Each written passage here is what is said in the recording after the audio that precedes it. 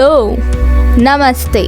Myself Ankita Shreya Prasad, and you are listening to along with our NCERT 11th and 12th audio video book presented by ART.SKILL.PASSION.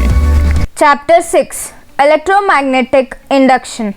6.1 Introduction. Electricity and magnetism were considered separate and unrelated phenomena for a long time.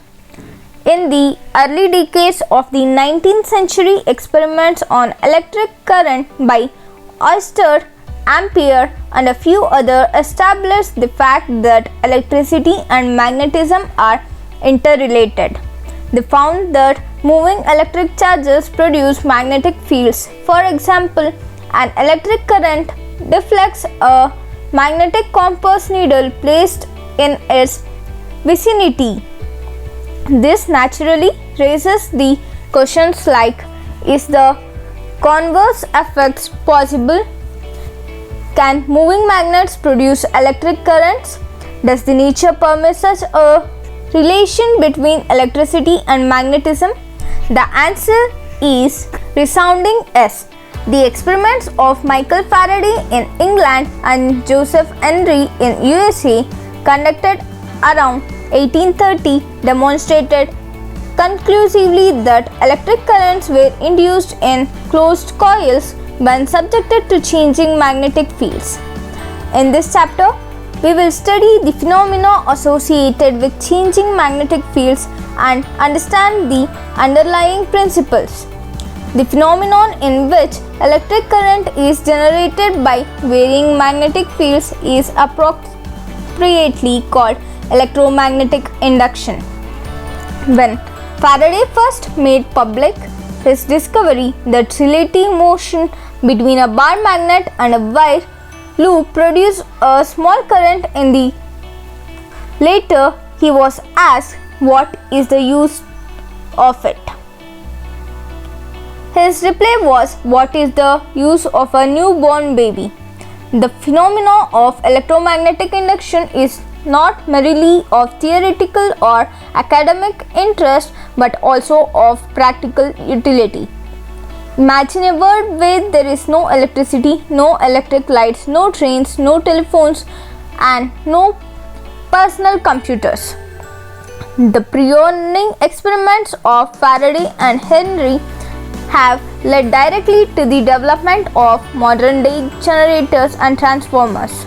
Today's civilization owes its progress to a great extent to the discovery of electromagnetic induction. 6.2 The experiments of Faraday and Henry. The discovery and understanding of electromagnetic induction are based on a long series of experiments carried out by Faraday and Henry. We shall now describe some of these experiments. Experiment 6.1. Figure 6.1 shows a coil C1 connected to a galvanometer G when the north pole of a bar magnet is pushed towards the coil. The pointer in the galvanometer reflects, indicating the presence of electric current in the coil. The deflection lasts as long as the bar magnet is in motion. The galvanometer does not show inflection when magnet is held stationary. When the magnet is pulled away from the coil, the galvanometer shows deflection in the opposite direction, which indicates reversal of the current's direction. Moreover, the south pole of the bar magnet is moved towards or away from the coil. The deflection in galvanometer are opposite to that observed with the north pole for similar movements. Further, the deflection and hence current is found to be larger when the magnet is pushed towards or pulled away from the coil faster. Instead, when the bar magnet is held fixed and the coil C1 is moved towards or away from the magnet, the same effects are observed. It shows that it is the relative motion between the magnet and the coil that is responsible for generation induction of electric current in the coil. Experiment 6.2. In figure 6.2, the bar magnet is replaced by a second coil C2 connected to a battery. The steady current in the coil C2 produces a steady magnetic field as coil C2 is moved towards the coil C1. The galvanometer shows a deflection. This indicates that electric current is induced in coil C1. When C2 is moved away, the galvanometer shows a deflection again, but this time in the opposite direction. The deflection lasts as long as coil C2 is in motion. When the coil C2 is held fixed and C1 is moved, the same effects are observed again. It is the relative motion between the coil that induces the electric current. Experiment 6.3. The above two experiments involve relative motion between a magnet and a coil and between two coils respectively. Though another experiment, Faraday showed that this relative motion is not an absolute requirement. Figure 6.3 showed two coils C1 and C2 held stationary.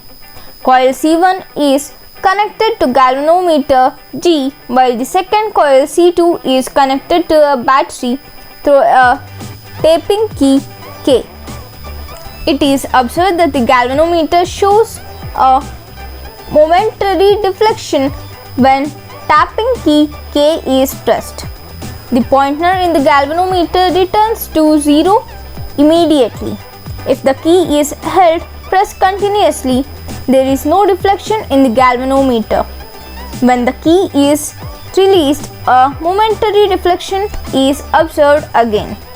But in the opposite direction, it is also observed that the deflection increases dramatically when an iron rod is inserted into the coils along their axis. 6.3. Magnetic Flux. Faraday's great insight lay in discovering a simple mathematical relation to explain the series of experiments he carried out on electromagnetic induction. However, before we state and appreciate its laws, we must get familiar with the notation of magnetic flux. Loop integral magnetic flux is defined in the same way as electric flux is defined in Chapter 1. Magnetic flux through a plane of area A placed in a uniform magnetic field B. Figure 6.4 can be written as loop integral B is equal to BA cos theta, where theta is the angle between B and A. The notation of the area as vector has been discussed earlier in Chapter 1. Equation 6.1 can be extended to curved surface and non-uniform fields. If the magnetic field has different magnitudes and direction at various parts of surface as shown in figure 6.5, then the magnetic flux through the surface is given by loop integral B is equal to B1 dA plus B2 dA2 is equal to sigma all Bi dAi, where all stands for summation over all the area elements dAi. Comprising the surface and Bi is the magnetic field at the area element dA1. The SI unit of magnetic flux is Weber WB or Tesla meter squared. Tm squared magnetic flux is a scalar quantity. 6.4. Faraday's law of induction. From the experimental observation, Faraday arrived at a conclusion that an EMF is induced in a coil when magnetic flux through the coil changes with time. Experimental observation discussed in section 6.2 can be explained using the concept. The motion of a magnet towards or away from the coil C1 in experiment 6.1 and moving current carrying coil C2 towards or away from coil C1 in experiment 6.2. Change the magnetic flux associated with coil C1. The change in magnetic flux induces EMF in coil C1.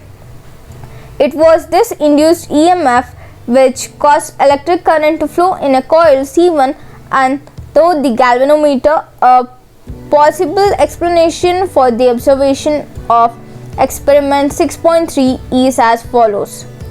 When the tapping key K is presented, the current in coil C2 and the resulting magnetic field rises from 0 to a maximum value in a short time. Consequently, the magnetic flux through the neighboring coil C1 also increases. It is the change in the magnetic flux through coil C1 that produces an induced EMF in coil C1. When the key is held pressed, current in the coil C2 is constant. Therefore, there is no change in the magnetic flux through coil C1 and the current in coil C1 drops to 0. When the key is released, the current in C2 and the resulting magnetic field decreases from the maximum value to 0 in a short time. This results in a decrease in magnetic flux through coil C1 and hence again induces an electric current in coil C1. The common point in all these observations is that the time rate of change of magnetic flux through a circuit induces EMF in it. Faraday started experimental observation in the form of a law called Faraday's law of electromagnetic induction. The law is stated below.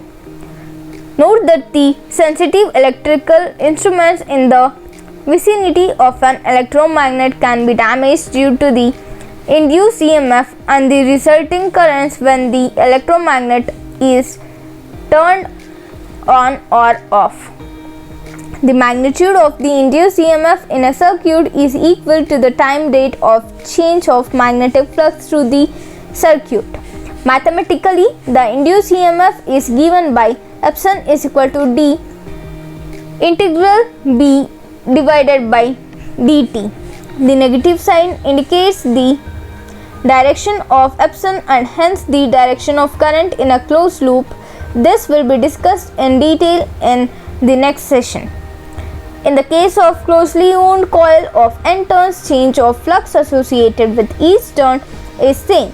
Therefore, the expression for the total induced EMF is given by epsilon is equal to minus n d integral loop of B divided by dt. The induced EMF can be increased by increasing the number of turns n of a closed coil. From equation 6.1 and 6.2, we see that the flux can be varied by changing any one or more of the terms B, A and theta. In experiment 6.1 and 6.2 in section 6.2, the flux is changed by varying B. The flux can also be altered by changing the shape of a coil, that is by shrinking it or stretching it. In a magnetic field or rotating coil, in a magnetic field such that the angle theta between B and A changes. In these cases too, an EMF is induced in the respective coils. 6.5 Lenz's law and conservation of energy.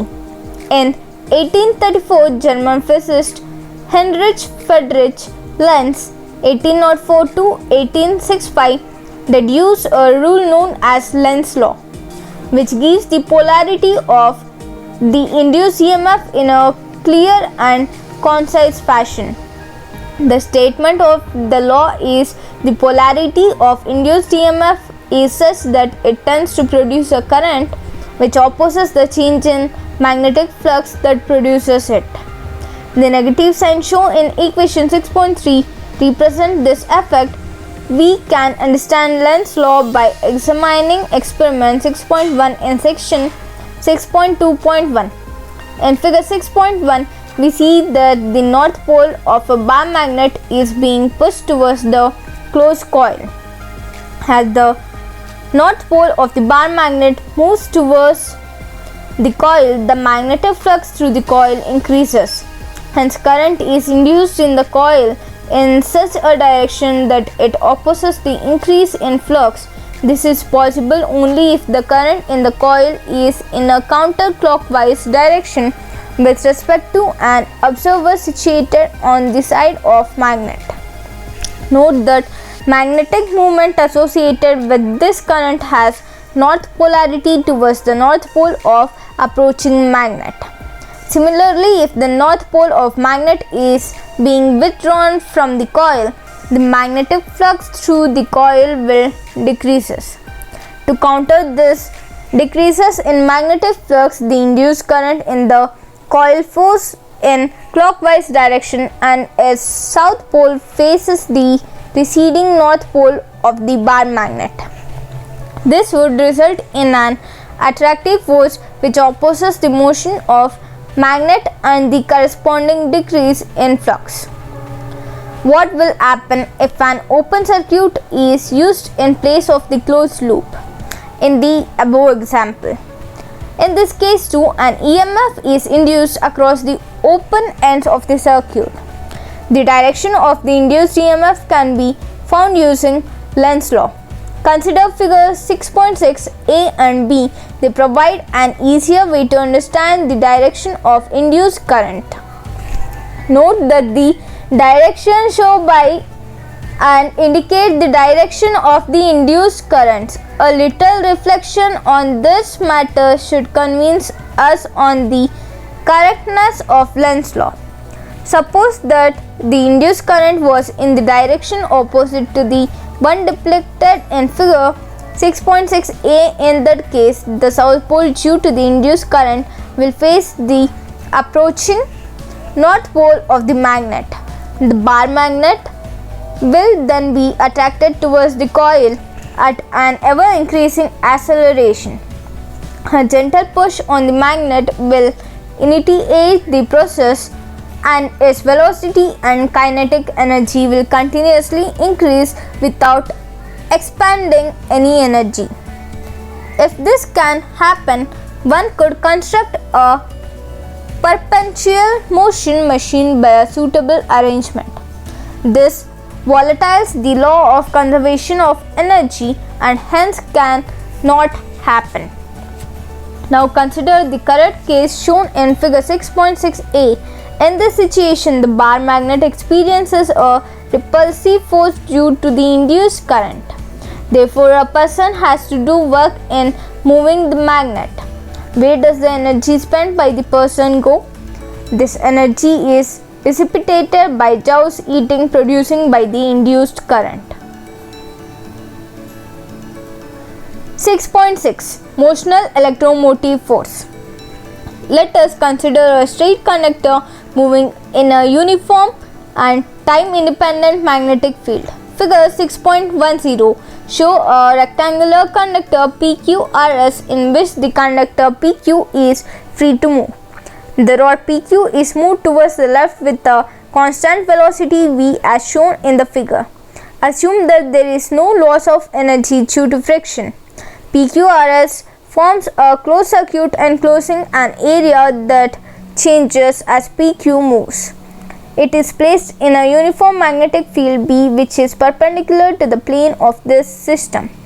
If the length RQ is equal to X and RS is equal to L, the magnetic flux integral B enclosed by the loop PQRS will be loop integral B is equal to BLX.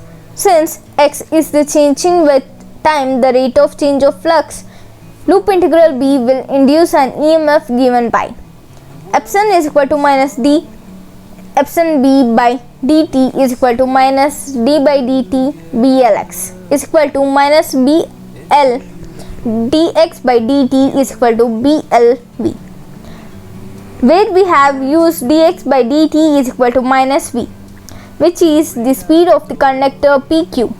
The induced EMF BLV is called motional EMF. Thus, we are able to produce induced EMF by moving a conductor instead of varying the magnetic field. That is, by changing the magnetic flux enclosed by the circuit. It is also possible to explain the motional EMF expression in equation 6.5 by involving the Lorentz force acting on the free charge carriers of conductor PQ. Consider any arbitrary charge Q in the conductor PQ. When the rod moves with the speed V, the charge will also be moving with the speed V in the magnetic field B. The Lorentz force on the charge is Q Vb in magnitude and its direction is towards Q. All charges experience the same force in magnitude and direction, irrespective of their position in the rod PQ. The work done in moving the charge from P to Q is W is equal to QVBL. Since EMF is the work done per unit charge, epsilon is equal to W by Q is equal to BLV. This equation gives EMF induced across the rod PQ and is identical to equation 6.5. We stresses that our presentation is not wholly rigorous, but it does help us to understand the basis of Faraday's law. When the conductor is moving in a uniform and time-independent magnetic field. On the other hand, it is not obvious how an EMF is induced when a conductor is stationary and the magnetic field is charging. A fact which Faraday verified by numerous experiments in the case of a stationary conductor. The force on a charge is given by F is equal to Q into E plus V into B is equal to QE. Since V is equal to 0, thus any force on the charge must arise from the electric field term E alone. Therefore, to explain the existence of induced EMF or induced current, we must assume that a time-varying magnetic field generates an electric field. However, we hasten to add that electric field produced by static electric charges have properties different from those produced by time-varying magnetic fields. In Chapter 4, we learned that charges in motion current can exert force, torque on stationary magnet, conversely a bar magnet in a motion, or more generally a changing magnetic field, can exert a force on the stationary charge. This is the fundamental significance of Faraday's discovery. Electricity and magnetism are related. 6.7 Energy consideration, a quantitative study.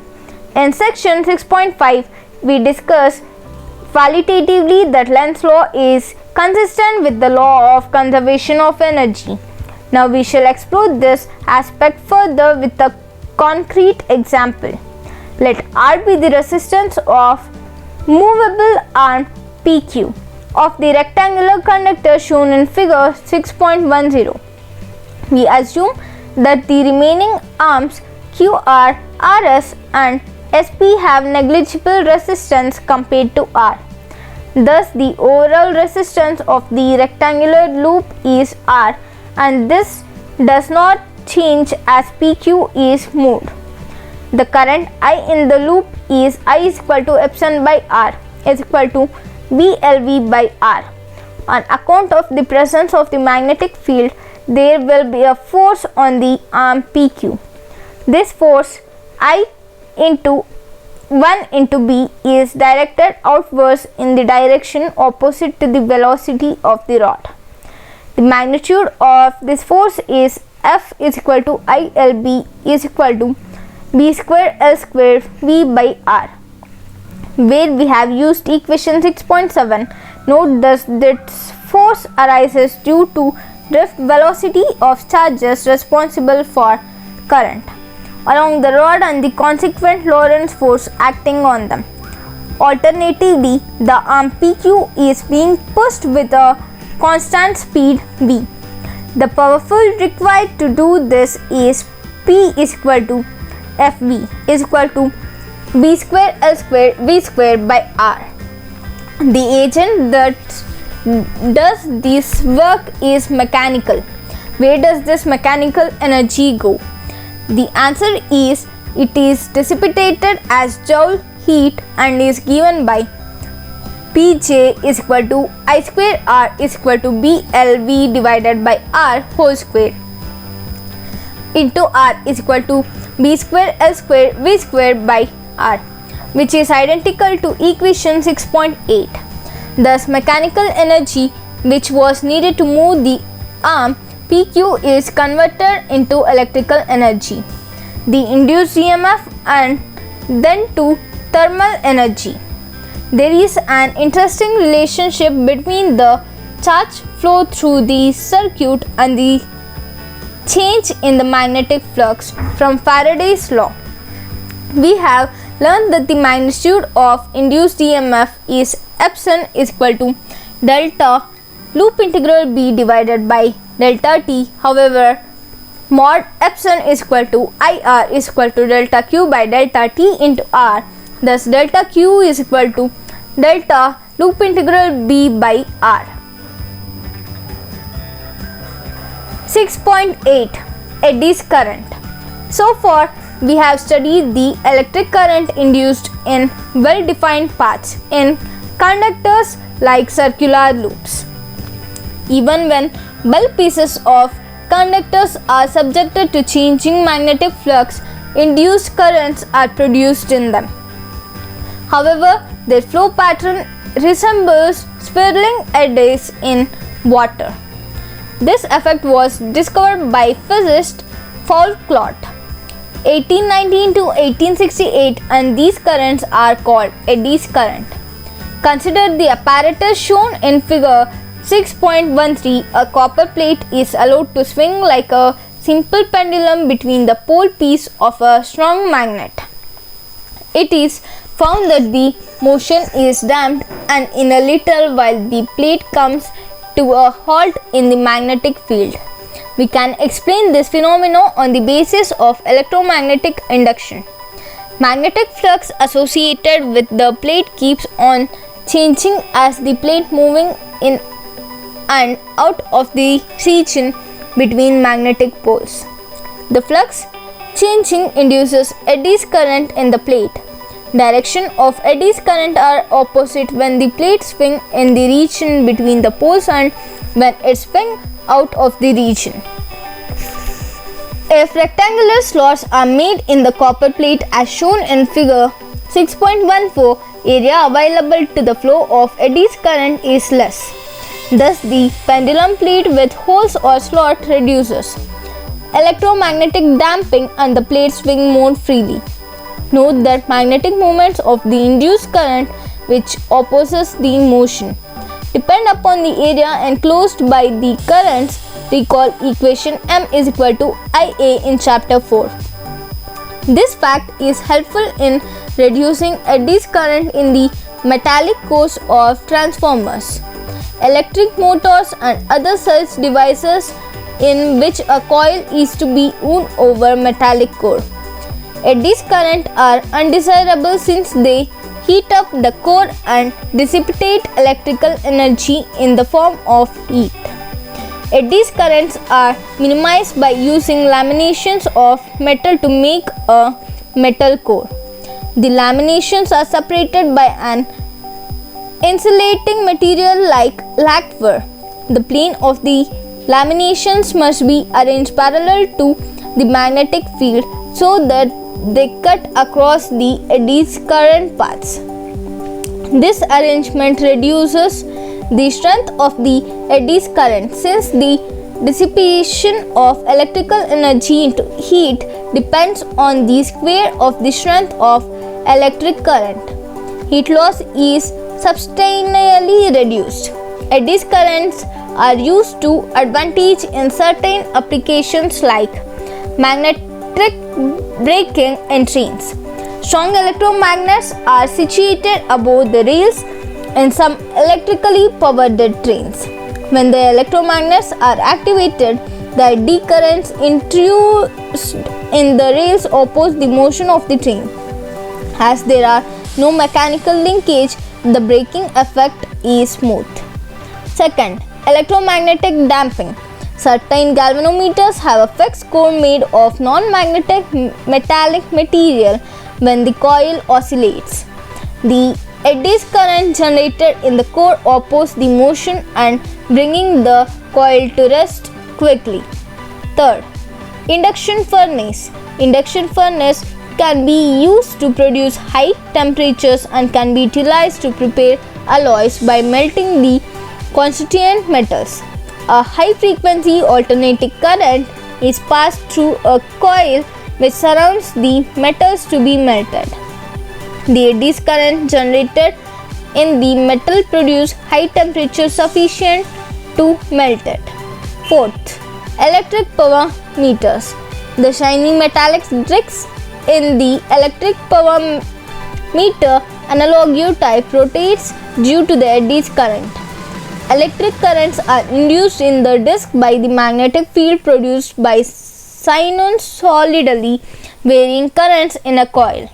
You can observe the rotating shiny disc in the power meter of your house. 6.9 Inductance. An electric current can be induced in a coil by flux change produced by another coil in its vicinity or flux change produced by the same coil. These two situations are described separately in the next two subsections. However, in both the cases, the flux through a coil is proportional to the current, that is, loop integral B is proportional to I. Further, if the geometry of the coil does not vary with the time, then d loop integral B divided by dt is proportional to di by dt.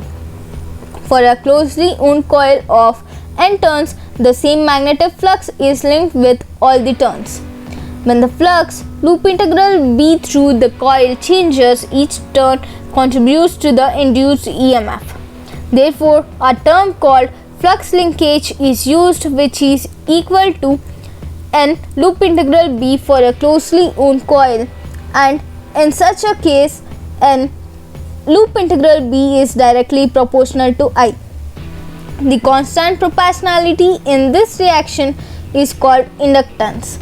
We shall see that inductance depends only on the geometry of the coil and intrinsic material properties. This aspect is asking to capacitance, which for a parallel plate capacitor depends on the plate area and plate separation geometry and the dielectric constant K of the intervening medium. Intrinsic material property. Inductance is a scalar quantity. It has the dimension of ml square T minus 2 A minus 2 given by the dimensions of flux divided by the dimensions of current. The SI unit of inductance is Henry and is denoted by H. It is named in honor of Joseph Henry, who discovered electromagnetic induction in USA, independently of Faraday in England. 6.9.1 Mutual inductance. Consider figure 6.15, which shows two long coaxial solenoids, each of length L. We denote the radius of the inner solenoid S1 by R1 and the number of turns per unit length by N1. The corresponding quantities for the outer solenoids S2 are R2 and N2 respectively. Let N1 and N2 be the total number of turns of coils S1 and S2 respectively. When a current I2 is set up through S2, it in turn set up a magnetic flux through S1. Let us denote it by loop integral 1. The corresponding flux linkage with solenoids S1 is N1 loop integral 1 is equal to M12 I2. M12 is called the mutual inductance of solenoid S1 with respect to solenoid S2. It is also referred to as the coefficient of mutual induction. For these simple coaxial solenoids, it is possible to calculate M12. The magnetic field due to the current I2 in S2 is nu naught N2 I2. Resulting flux linkage with coil S1 is N1 loop integral 1 is equal to N1 L into pi 1 R square into nu naught N2 I2 is equal to nu naught N1 N2 pi 1 R square L I2, where N1 L is the total number of turns in the solenoid S1. Thus from equation 6.9 and equation 6.10, M12 is equal to nu naught N1 N2 pi 1 R squared L. Note that we neglected the HFX and considered the magnetic field nu naught N2 I2 to be uniform throughout the length and width of the solenoid S2. This is a good approximation, keeping in the mind that the solenoid is long, implying L is greater than R2. We now consider the reverse case. A current I1 is passed through the solenoid S1 and the flux linkage with the coil S2 is N2. Loop integral 2 is equal to M21 I1. M21 is called the mutual inductance of solenoid S2 with respect to solenoid S1. The flux due to the current I1 in S1 can be assumed to be conformed solely inside S1.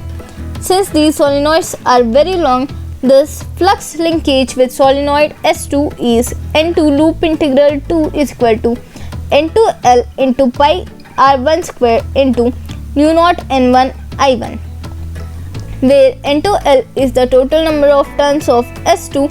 From equation 6.12, M21 is equal to nu naught N1 N2 pi 1 R square L. Using equation 6.11 and equation 6.12, we get M12 is equal to M21 is equal to MC. We have demonstrated this equality for a long coaxial solenoids. However, the relation is far more general. Note, if in the inner solenoid was much shorter than and placed well inside the outer solenoid, then we could still have calculated the flux linkage N1 loop integral 1 because the inner solenoid is effectively immersed in a uniform magnetic field due to the outer solenoid. In this case, the calculation of M12 would be easy. However, it would be extremely difficult to calculate the flux linkage with the outer solenoid, as the magnetic field due to the inner solenoid would vary across the length as well as cross section of the outer solenoid. Therefore, the calculation of M21 would also be extremely difficult. In this case, the equality M12 is equal to M21 is very useful. In such situation, we explain the above example with A as the medium within the solenoid. Instead, if a medium of relatively permeable nu R had been present, the mutual inductance would be M is equal to nu naught N1 N2 pi R1 square into L. It is also important to note that mutual inductance of a pair of coils, solenoids, etc. depends on their separation as well as their relative orientation.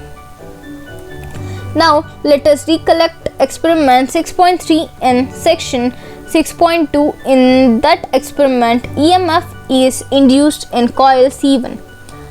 Wherever there was any change in the current through coil C2, let loop integral 1 be the flux through coil C1, say of N1 turns when current in coil C2 is I2.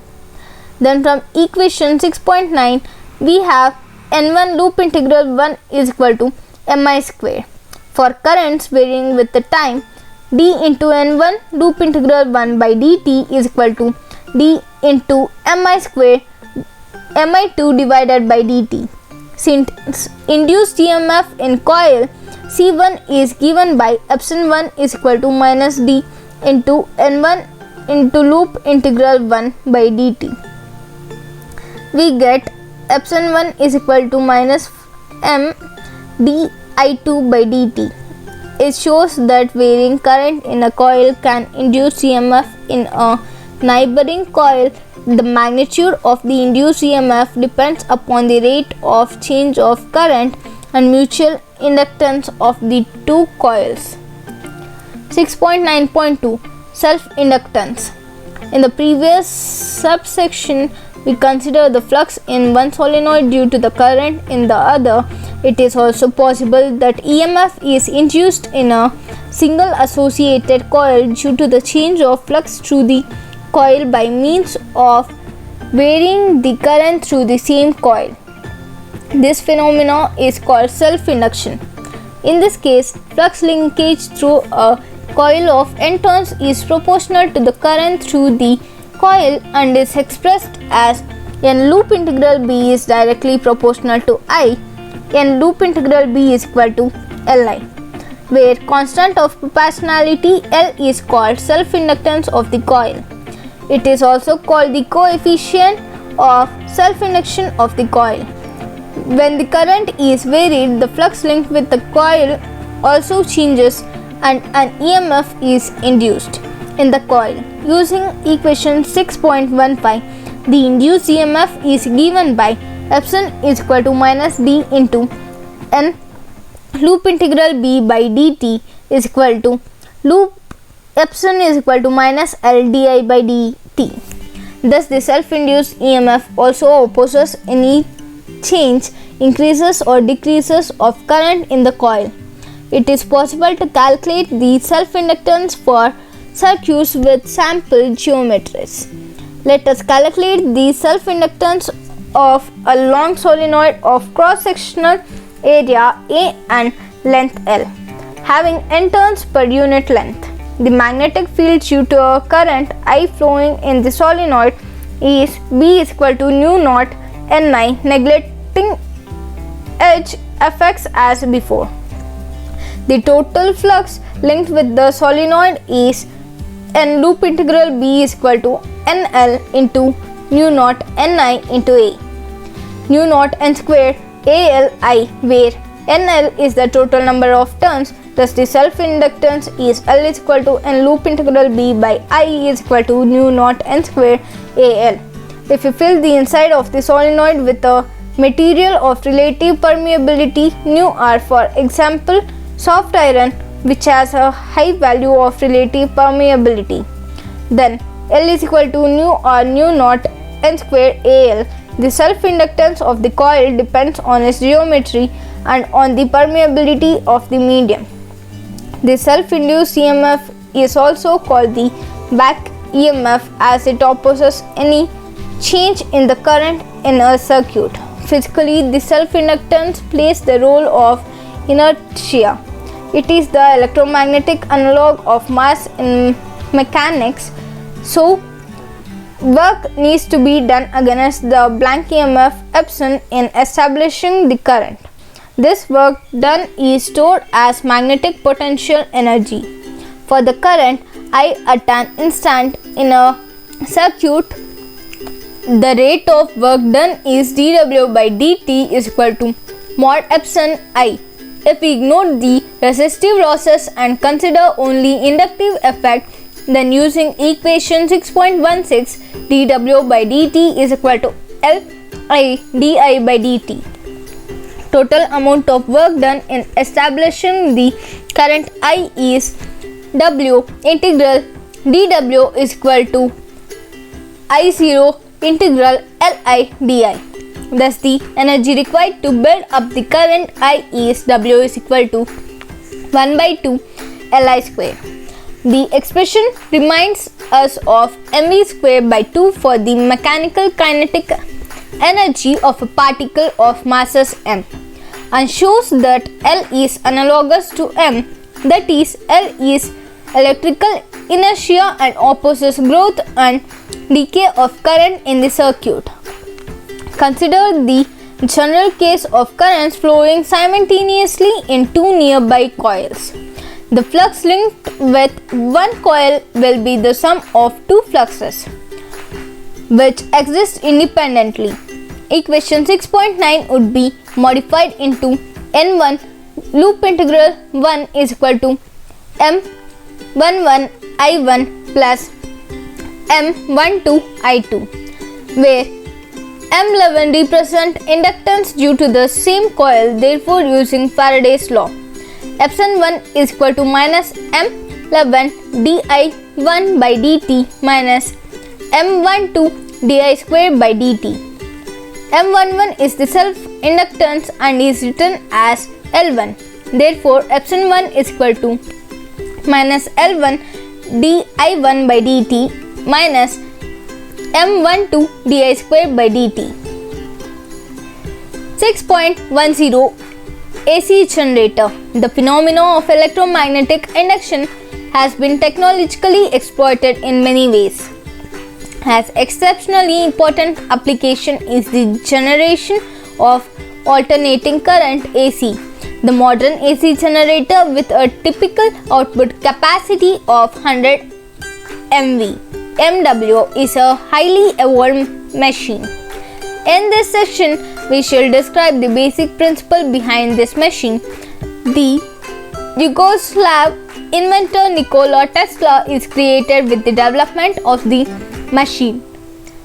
As was pointed out in section 6.3, one method to induce an EMF or current in a loop is through a change in the loop's orientation or change in its effective area.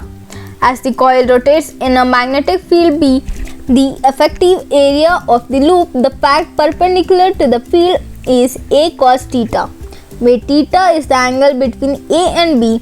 This method of producing a flux change is the principle of operation of a simple AC generator. An AC generator converts mechanical energy into electrical energy. The basic elements of an AC generator are shown in figure 6.16. It consists of a coil mounted on a rotor shaft. The axis of rotation of the coil is perpendicular to the direction of magnetic field. The coil, called armature, is mechanically rotated in the uniform magnetic field by some external means. The rotation of the coil causes the magnetic flux through it to change, so an EMF is induced in the coil. The ends of the coil are connected to an external circuit by means of slip rings and brushes. When the coil is rotated with a constant angular speed omega, the angle theta between the magnitude field vector B and the area vector A of the coil at any instant t is theta is equal to omega t, assuming theta is equal to 0 degrees and at t is equal to 0. As a result, the effective area of the coil exposed to the magnetic field lines changes with time. And from equation 6.1, the flux at any time t is loop integral B is equal to BA cos theta is equal to BA cos omega t. From Faraday's law, the induced EMF for the rotating coil of n turns is then epsilon is equal to minus n d loop integral B by dt is equal to minus nBA d by dt cos omega t. Thus, the instantaneous value of the EMF is epsilon is equal to nBA omega sin omega t, where nBA omega is the maximum value of the EMF, which occurs when sin omega t is equal to plus or minus 1. If we denote nBA omega as epsilon naught, then epsilon is equal to epsilon naught sin omega t. Since the value of the sine function varies between plus 1 and minus 1, the sign or polarity of the EMF changes with time. Note from figure 6.17 that the EMF as its extremum value when theta is equal to 90 or theta is equal to 270 as a change of flux is greatest at these points. The direction of the current changes periodically and therefore the current is called alternating current AC. Since omega is 2 pi V, equation 6.22 can be written as epsilon is equal to epsilon naught sin 2 pi Vt, where V is the frequency of the revolution of the generator's coil. Note that equation 6.22 and 6.23 give the instantaneous value of the EMF and epsilon gives variation between the plus epsilon naught and minus epsilon naught periodically. We shall learn how to determine the time average value for the alternating voltage and current in the next chapter. In the chemical generators, the mechanical energy required for rotation of armature is provided by water falling from a height. For example, from dams, these are called hydroelectric generators. Alternatively, water is heated to produce steam using coal or other sources. The steam at high pressure produces the rotation of the armature. These are called the thermal generators. Instead of coal, if a nuclear fuel is used, we get nuclear power generators. Modern day generators produce electric power as high as 500 megawatt. That is, one can light up 5 million 100-volt bulbs. In most generators, the coils are held stationary and it is the electromagnets which are rotated. The frequency of rotation is 50 Hz in India.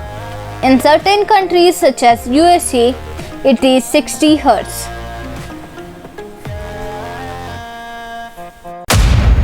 Thank you for being till the end. I hope this has helped you. If so, give thumbs up, like, share, comment, save, download and subscribe. You can support us by following in other platforms. That link is in the description. Well, thank you. See you later. Maybe never.